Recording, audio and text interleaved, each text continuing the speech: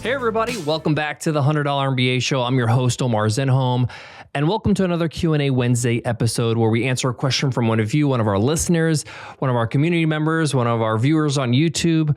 Today's question is from Ken, and Ken asks, how do I make my first dollar, my first sale in my business?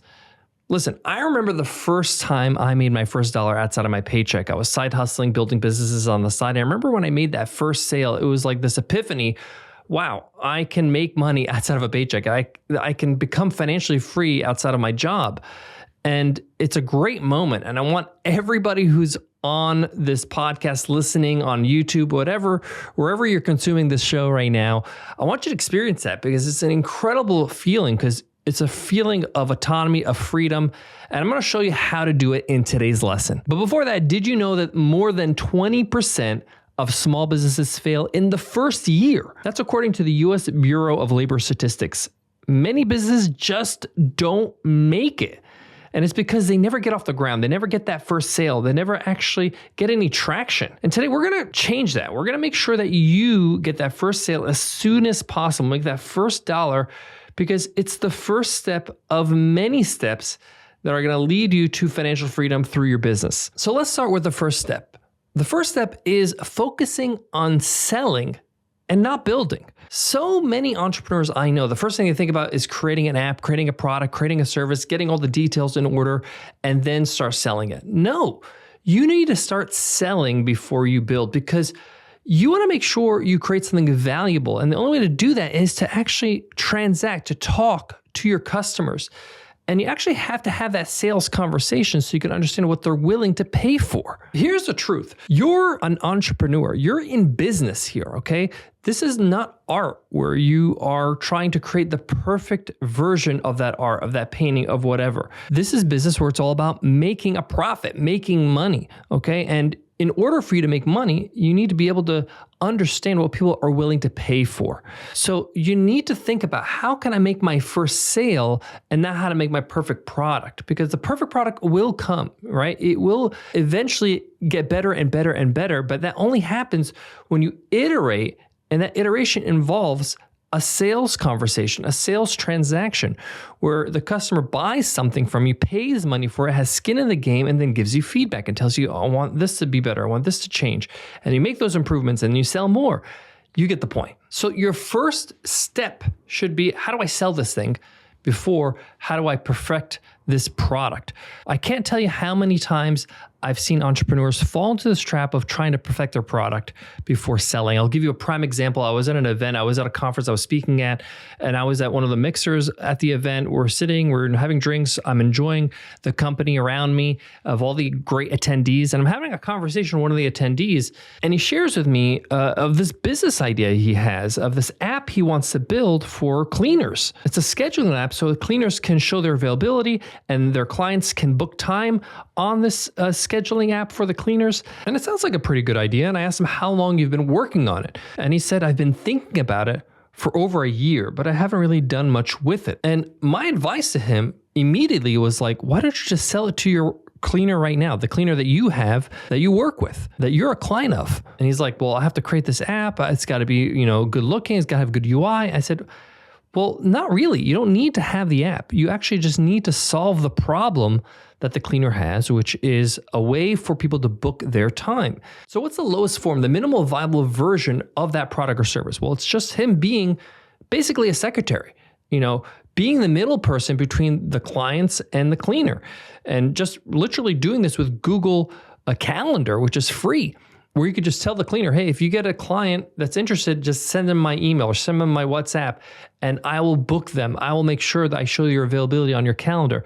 Solve the problem first, offer it as a service, make sure they're paying for it, okay? Make sure that the actual cleaner is paying for it in this example, and then create the app once you know what are the things you're gonna need to build around this service, around this problem. Step 2, I mentioned it briefly, and it's validating your idea by getting paid. Okay, it's not enough for you just to say, hey, what do you think of my product or service? Would you buy it?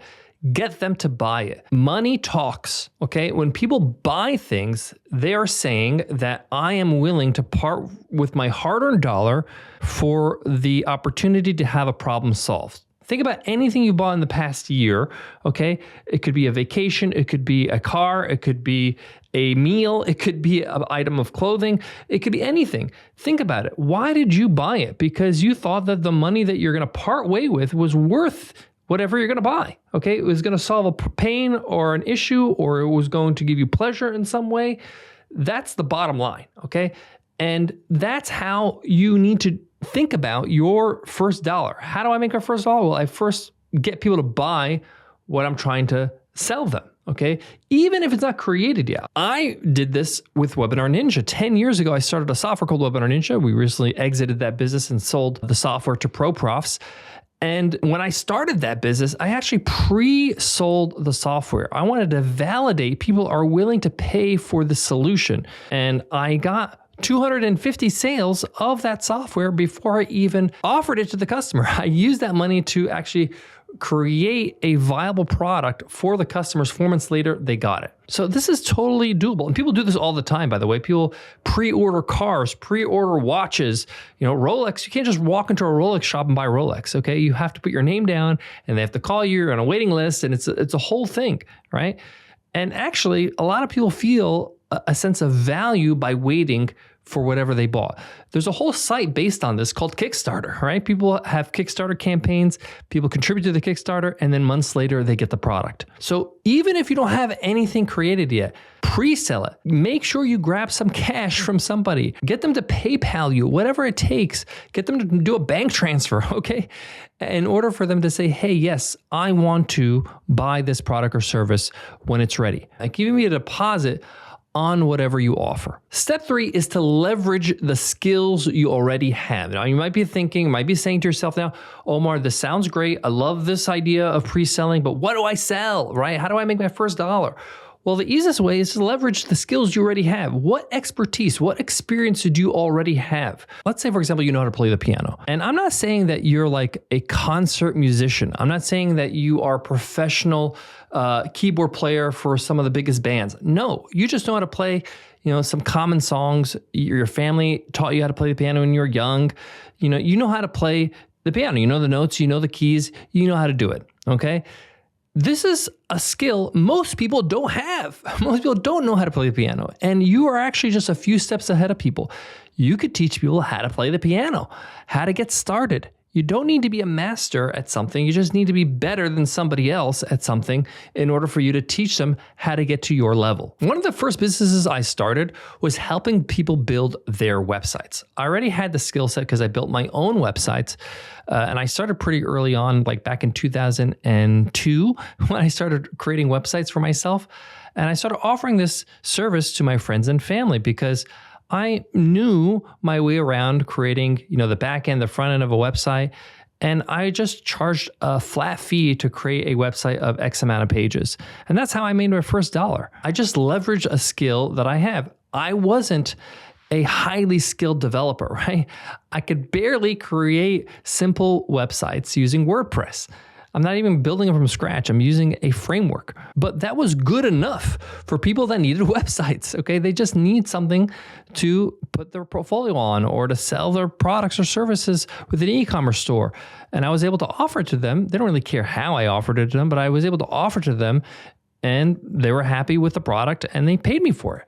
So leverage the skills, the experiences you already have. It's the easiest way for you to be able to make your first dollar as an entrepreneur. So here's an action step to implement what I just said.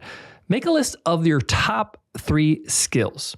This could just literally be something you scribble in a notebook right now. What are 3 things maybe people compliment you on, something you've been working on for some time? You want to brainstorm these ideas and offer those skills as a service or a product, okay? Preferably a service because it's very easy for you to offer and implement, no wait time. Right? Reach out to the people in your network, your friends, your family, the people that you know on social media. Offer them a solution based on those skills. Okay? You can literally just make a post on whatever platform you like, okay, whether it's, X or Instagram or Facebook or whatever, and say, hey, I'm now offering this offer. I'm offering this solution, this service. If you're interested, DM me. I'm a big believer in momentum. You want to get the ball rolling as easily as possible and get that first sale. And one of the ways to do that is step 4, offer a low risk offer. All right. You want to lower the risk as much as possible for your potential customer client, especially when you're getting started because you don't have a lot of experience or testimonials yet. Right. So a low cost service, a one-time digital product, even like a short-term one-off coaching session. Okay. This is not a big deal. They're not locked in for a year. They're not paying thousands of dollars here. You're lowering the barrier of entry for your first few customers. For example, when I first started selling online courses, I offered a one-time low-cost course to help business owners get their feet wet and get to know me as a teacher. And because the investment was small, people were more willing to give it a try. And that's how I made my first few sales in online courses. So make things a little easy for yourself. You can adjust pricing and you can increase your prices later. So here's a quick action step for you to implement what I just said. Create a low-cost offer that provides an immediate value. Okay. This could be an ebook. This could be a short training course. This could be a 1-hour consultation or a 30-minute consultation, right? And you could promote this through social media, your email list, or directly by reaching out to the people you know on your contact list. Open up your phone, look at your contacts, make some calls, and say, hey, would you be interested in this offer? Okay? Grab your phone, look at the contacts, and make some calls. See if anybody you know would be interested in your offer. If you just got a little like, oh, I got to make some phone calls, I got to talk to people. Yes, business is about communicating with people. It's about connecting with people. It's being proud of what you have to offer. It's about getting used to talking about what you do, all right? This is what business is all about. The more comfortable you are talking about what you offer, the easier it's going to be for you to be able to promote and market your products and services down the line. See this as training, right? Step 5 is something I kind of hinted on throughout this episode, and it's so important. Don't overthink it. Take action now. I mean, like right now, right after this episode, okay? Many aspiring entrepreneurs I have spoken to, I have worked with throughout my last 20 years in what I've been doing, they get stuck in analysis paralysis. They think too much about their business rather than taking action. Listen, you're going to learn what you need to learn about what you have to do by doing. You have to do things. You have to talk to people. You have to sell and you have to iterate. Okay. It doesn't come from endless planning. It doesn't come from trying to predict the future. It doesn't come with coming up with every contingent possible in every situation and how you're going to counteract that situation. No. The sooner you get out there, the more you do, the better you will be at your product or service or whatever you're offering. Okay. One of the best ways for me to say this is that you don't learn how to drive through a textbook. You have to get behind the wheel and start driving. Okay. And sooner or later, you're going to start driving and it's going to be second nature. And if you're like me, who's been driving for over like 25 years now, you kind of drive and it's on autopilot and you don't even think about the motions, all right? You back up, you change lanes. It's kind of second nature, all right? And you need to get to that point. And that doesn't happen overnight. It takes reps. And the sooner you get started, the sooner it'll become second nature. If there's one thing I want you to take away from today's episode, it's this. Execution beats planning every single time. You need to get comfortable with taking imperfect action, leaning into it, and just iterating as you go. So how do you take this into action? How do you don't overthink it? Simple. Set a deadline for yourself. Tell yourself by this time, by the end of the week, right? By the end of this day, I will make my first sale, right? This means I need to do X amount of things. I need to make these phone calls. I need to email these people. I need to put this stuff on social media. I need to talk to X amount of people in order for me to make my first sale by this time. Okay. And no later than that. Hold yourself accountable. If you need to tell other people, like a friend or family member, that's good. Just to kind of put your feet to the fire. Now, you have to understand that business is a numbers game. Okay. The more people you contact, the more people you talk about your business or your product or service, the higher the chances, the more sales you're going to make. Okay. But if you talk to 2-3 people, you're not really giving yourself a chance to get that first sale. Try to speak as many as 20, 30, 40, 50 people will get you some traction. So making your first dollar in business is huge. It's not complicated as you might think. Just focus on selling something valuable, validate your idea with real customers, start small, start leveraging the skills you already have, and create a low-risk offer that gets people to say yes. Remember, You got to take action. This doesn't happen in your mind. It happens in the real world, okay? Don't wait for the perfect moment. Don't wait for inspiration. Take action. Hold yourself accountable. Make a deadline. Do it. Thanks so much for tuning into the $100 MBA Show. If you like watching your content, then you should check out our YouTube channel over at 100mba.net/YouTube. Publish 3 days a week. Plus, we got some really cool shorts you want to check out.